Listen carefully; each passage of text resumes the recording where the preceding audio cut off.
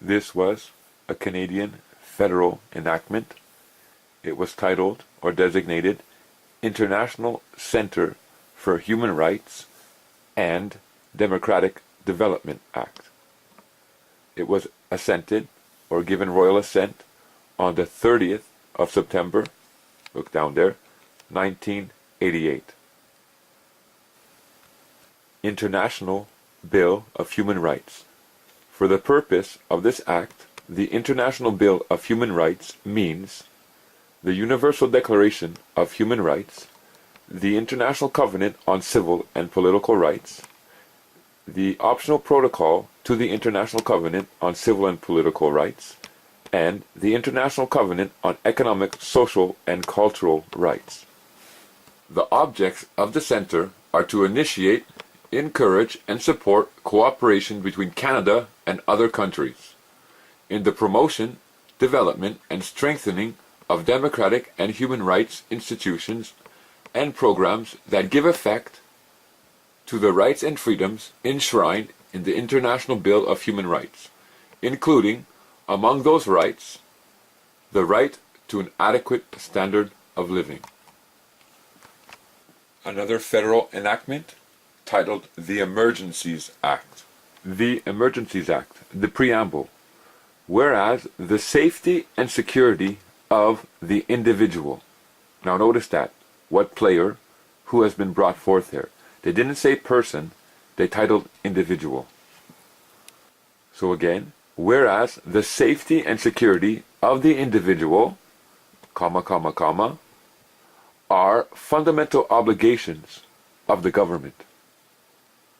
The Emergencies Act of Canada, and whereas the Governor and Council, in taking such special temporary measures, would be subject to the Canadian Charter of Rights and Freedoms and the Canadian Bill of Rights, and must have regard to the International Covenant on Civil and Political Rights, particularly with respect to those fundamental rights that are not to be limited or abridged even in a national emergency. When you look into the Canadian Charter of Rights and Freedoms, as I shared with you guys in my other videos, you see different players, different subjects being brought forth. For example, we find the designation of an everyone, we find the designation of a person, we find designation of the Canadian citizen, we find the designation or subject or role of the individual. And as I shared with my viewers, it's my contention that this is done on purpose because each role or each subject has different obligations, different responsibilities, different rights, different freedoms that are accorded to it or that are available for it. Now, when you look into the Emergencies Act, we know, hopefully, those who have watched my videos, that this is also bringing forth the fact that Canada has an obligation to the international covenants. But however, in the first preamble of the Emergency Act, it states that whereas the safety and security of the individual. Now notice that they didn't use the subject or the player Canadian citizen or person. They used the title or the designation individual. And we know that individual opens up to either meaning the human being or going into that incorporated body. But because there is a qualification upon this Emergency Act where it says that the Governor and Council, in taking these measures, if there's an emergency in Canada, must have respect to the international covenants, they have to open up that way for the player of the human being and his rights and freedoms that come in through the International Bill of Rights to be expressed here. So that's why they use the word individual. And they say, whereas the safety and security of the individual, now listen, are fundamental obligations of the government. Now a lot of people think that the fundamental obligations of the government are just for a democratic society or a body politic. That's not true.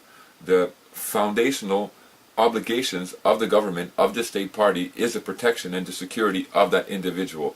And that individual speaking about as being the human being, the man or the woman. Because of the obligations that come out of the International Bill of Human Rights that have been placed upon Canada, therefore they are supposed to be fulfilling their obligations towards us as individuals. Now, so we're looking right now at a federal enactment that's titled International Centre for Human Rights and Democratic Development Act. And when we scroll down, as you saw, it stated that the International Bill of Human Rights were enumerated as follows. For the purpose of this act, the International Bill of Human Rights means the Universal Declaration of Human Rights, the International Covenant on Civil and Political Rights, the optional protocol to the International Covenant on Civil and Political Rights, and the International Covenant on Economic, Social, and Cultural Rights. So here again, we see the obligation that Canada has towards these international instruments, towards the International Bill of Human Rights, and it's very clearly defined for us what is contained in the International Bill of Human Rights. Now, in subsection 4, it states that the objects of the Centre are to initiate, encourage, and support cooperation between Canada and the other countries in the promotion, development, and strengthening of democratic and human rights, institutions, and programs that give effect to the rights and freedoms enshrined in the International Bill of Human Rights, including, among those rights, the right to an adequate standard of living. So here again, you clearly see the obligation coming out, that Canada has to promote, develop, and strengthen these rights and freedoms that have been enshrined not only in the Canadian Constitution of Canada, as I've shown my viewers, but in the International Bill of Human Rights. Because it's my contention and it's my sharing here that the International Bill of Human Rights did indeed place an obligation upon Canada, and in 1982, through the Canadian Charter of Human Rights and Freedoms, those individual rights and freedoms that Canada must respect towards me and you were contained within the Charter of Rights and Freedoms, because they had that obligation. And when you go through, looking through the enactments, you clearly see it coming out. Again, now we're looking here in the International Center for Human Rights and Democratic Development Act, and again they're speaking about the obligation that Canada has. And they clearly enumerate or list what exactly is the International Bill of Human Rights. So for those who are wondering what exactly it is, you can find a good list here. Now, as I just spoke before, we look in the Emergencies Act, and we see that if Canada ever goes into emergency for war, for example, or something along those lines, that the Governor and Council still has to respect the rights and freedoms that come out of the International Bill of Human Rights, more specifically the International Covenant on Civil and Political Rights. And they bring forth the player individual. It's all contained throughout our laws here in Canada. The only difference is that this state party had the obligation to teach us and to show us the difference in what was being created here. That they were trying to create a democratic society, a body politic, if you will, that a person can operate under and be part of if they willfully choose, or if you as an individual human being or man and woman decided that you did not wish to build another person's kingdom, for example, the queen, the monarchs, and to be taxed and to be taken from, that you could express your individual human rights and freedoms, your individual common law rights, apart from this system. And the expression is still there. However, for them to teach us this and inform us this, they never did. But they contained it in the law still. The problem that you can run into is when you're facing the justice system, for example. This is a society here in Canada that you become a member of. And you start off, I'll give you a little explanation. If you decide to become a lawyer, you have to pass a bar, you have to pass an exam, and you become a member of this bar. And you have to practice for 7 to 10 years in order to be called after, from the lawyer's position, to be a judge. So you were a lawyer, you practiced for 7 to 10 years, and then you made, in that 7 to 10 years, you made relationships with other lawyers, with other people in this industry. You're all a member of this bar, and then after this 7 to 10 years, you're called to be a judge. And you go and now sit behind a bench, and you rule on cases. And those who come before you are members of the bar. So you're a judge sitting here, you're a member of the bar. The lawyer who walks in for, let's say, the applicant or the one who's seeking the case, he's a member of the bar, and the defense lawyer is a member of the bar. So you got 3 of them with you sitting in the court. There's no impartiality there, but this is not what this video is about. It's just to say that it's a close-knit society, and that those who seek to express their human rights and freedoms are running up against a close-knit society that doesn't want to allow these expressions here in Canada. But it's not your choice. It's not your right to interfere with individuals who studied and individuals who put forth the effort to understand who they were in the context of the 34 million other individuals that are here in Canada and have understood that they were not taught or informed of their rights and freedoms, and now they are seeking to express and to stand under these rights and freedoms. For you to use the position, that de facto position that you sit in, to try and strike them down, to try and remove their fundamental rights and freedoms. In fact, when you do that, that's very evil, and it could almost be considered an evil that's worthy of a judgment unto death or a judgment unto fire.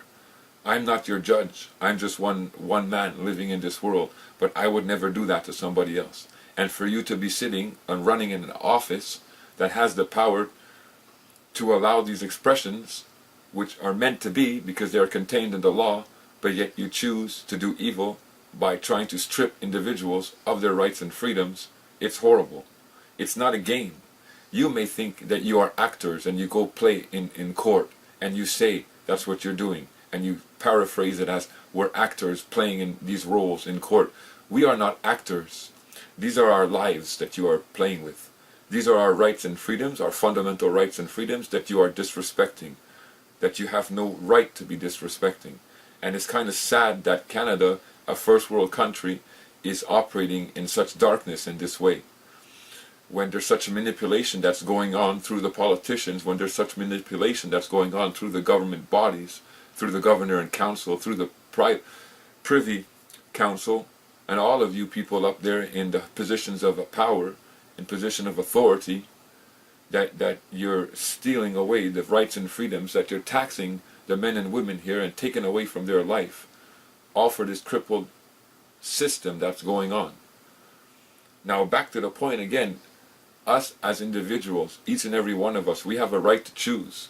And whether you like my choice or don't like my choice, I could care less. I've been placed here to live my life. And if I make a choice to stand for fundamental rights and freedoms, human rights and freedoms, that's my decision. And if it conflicts against the commercial system that's in operation, if it conflicts against a capitalistic spirit, well, it doesn't matter. I could care less, to be honest with you.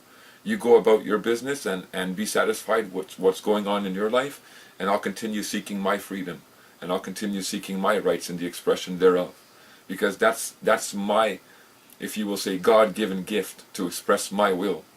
And apart from not understanding this knowledge, and apart from not having this knowledge and being exposed to it, I would have been stuck down in that system of capitalism and commercial going, and then allowing the system to take from my life and tax me and not fight back. And this is not a question of, well, am I going to win every battle? Some people think, like, I don't know why I'm going here on this way, but some people think that, oh, I'm going to fight and they're going to respect me. And it's not about that. It's about knowing who you are and expressing your fundamental rights and freedoms apart from what anybody is trying to tell you what you can and cannot do.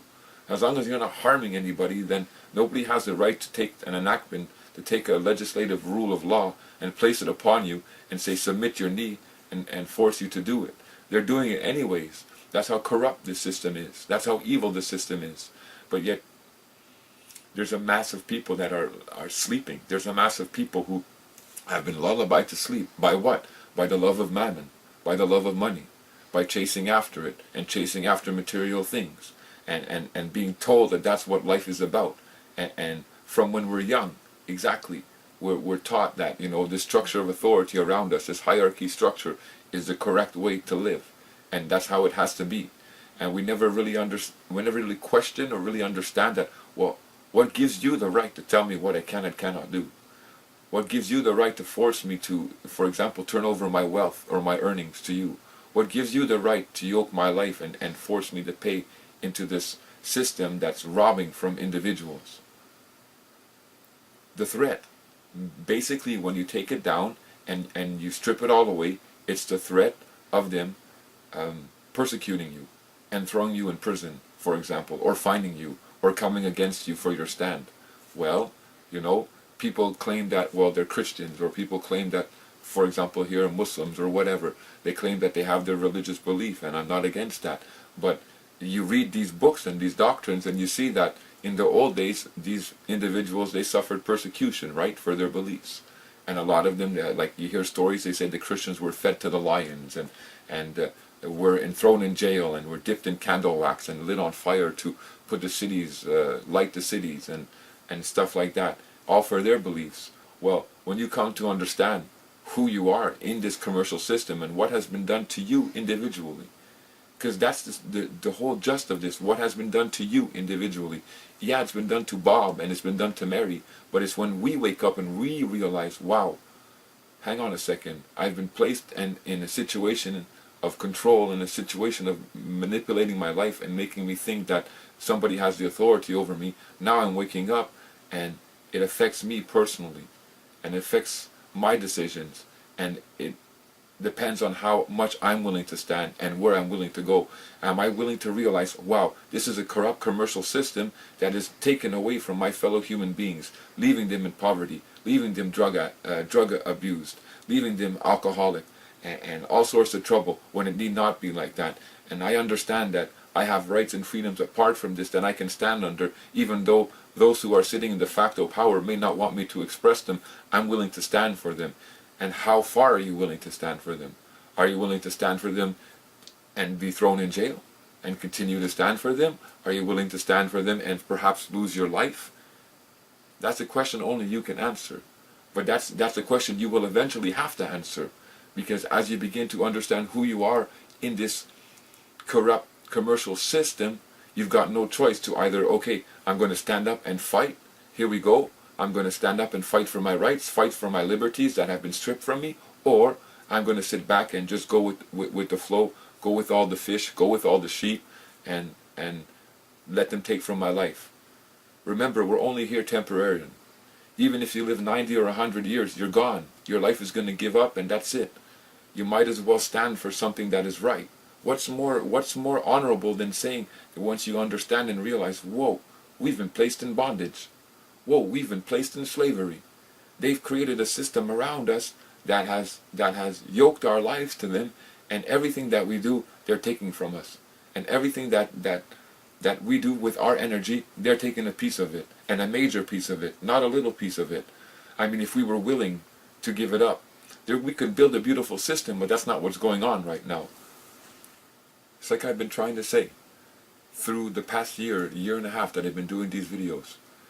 How can anybody come to you, how can anybody say to you that you have to bow your knee down and give yourself over to a sovereign? That you have to claim to be their subject and their servant, and you have to obey what they desire from you. We are living in 2013, not the 1400s, the 1500s, the 1200s. Heart-wise, spiritually-wise, it doesn't make any sense that we would accept it. Because nobody could come and say, serve me, be my servant, be my slave. But yet in the law, that's how it's set up. In the law, you, as that Canadian citizen, have pledged your allegiance to obey the Queen and her laws that she gives royal assent to. So as you see my videos, I share with you, go into the enactments, and it says, therefore the Queen, with the advice and the consent of the Senate and the Parliament, gives this bill royal assent.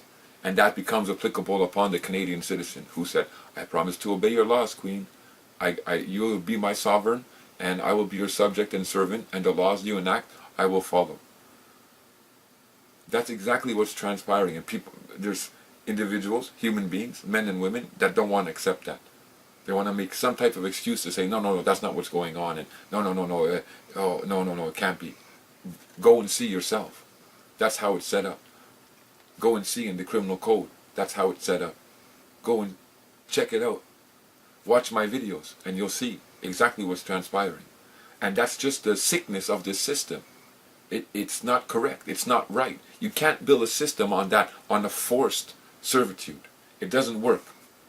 It works for a while, I guess, people say, well, they put fluoride in the water, and they're giving the human beings medication to calm them down and make them passive, and there are a whole lot of conspiracies that are out there. My channel's not about conspiracies, but I guess there's something going on, because it does seem that, we've been lullabied to sleep, where we can just accept the fact that, okay, well, not to mention the deception that they put upon us, well, it's for the greater good of the society, when they don't really tell you what's transpiring, how the money is being used, and what obligations there are that Canada has towards you that they're not fulfilling.